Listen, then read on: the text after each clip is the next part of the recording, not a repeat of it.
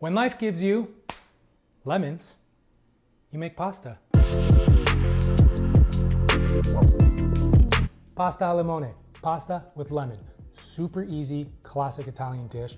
You get a silky, smooth, fresh lemon sauce. It's amazing. When I was doing research for this recipe, it was a little bit tough because I wanted to stick to a classic traditional rendition of it, but it wasn't easy to come by because some used cream, some didn't. Garlic, no garlic. Butter, no butter. Parmigiano Reggiano, Pecorino Romano. And you know, Italians, they're gonna argue till they die.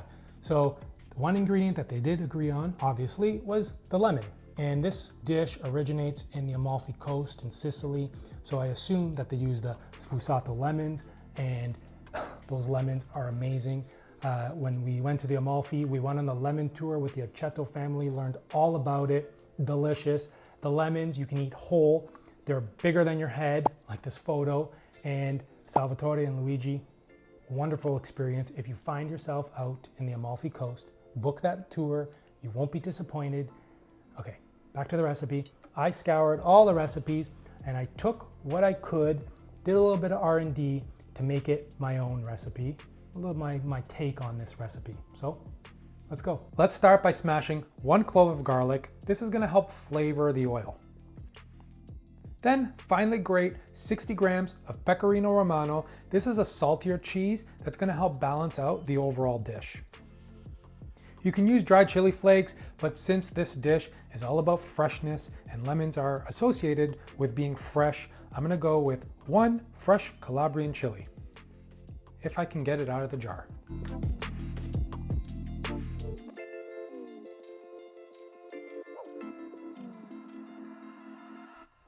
All right, there we go. I'm gonna finely chop it up without the seeds.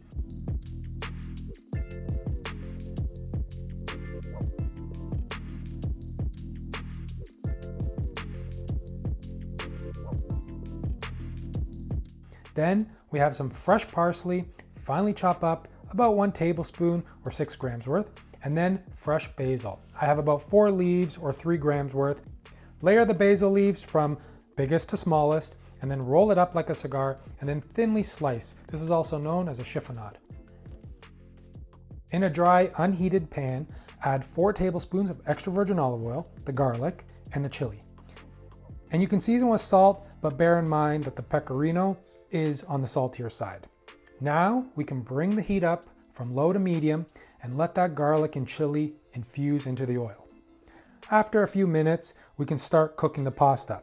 I went with 500 grams of peachy. It's like a thick spaghetti, but any long pasta will do, and tagliatelle seems to be the most traditional that I found.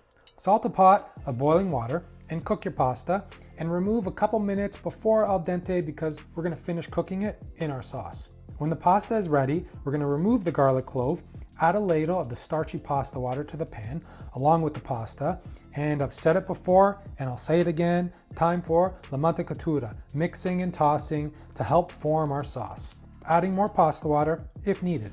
As the pasta finishes cooking and our sauce is forming, we're going to add 4 tablespoons of unsalted butter, mixing and tossing to help emulsify into that sauce. Now it's time for the lemons. Add the juice of 1 lemon. You know, there are so many variations of that proverbial phrase I said in my intro, and here's one of my favorites. Hey, here's the deal. When life gives you lemons, just say F the lemons and bail. How that man does not age is a mystery. Keep mixing and tossing, and then we're gonna turn off the heat or remove the pan from the heat and add the Pecorino Romano a handful at a time, mixing and tossing. Now this will help thicken up the sauce, so adding more pasta water will thin it out, but it's up to your preference on what you like, thick or thin sauce.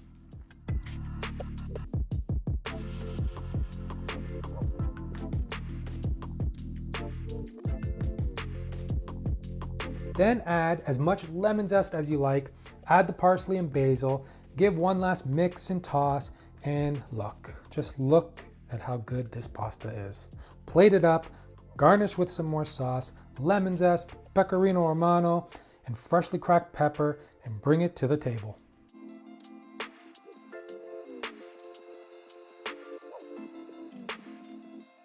The best way that I could describe this dish is freshness on a plate. You get that silky, smooth, creamy, lemony sauce with the lemon juice and the lemon zest, but the saltiness of the pecorino just cuts the tartness a little bit. You get that hint of garlic flavor, the freshness of the pepper, the chili, the freshness of the herbs. This is a dish I'll be making often, and I hope you do too. And as always, the full recipe is in the description below. Please like and comment. Don't forget to hit that subscribe button. And until next time, ciao.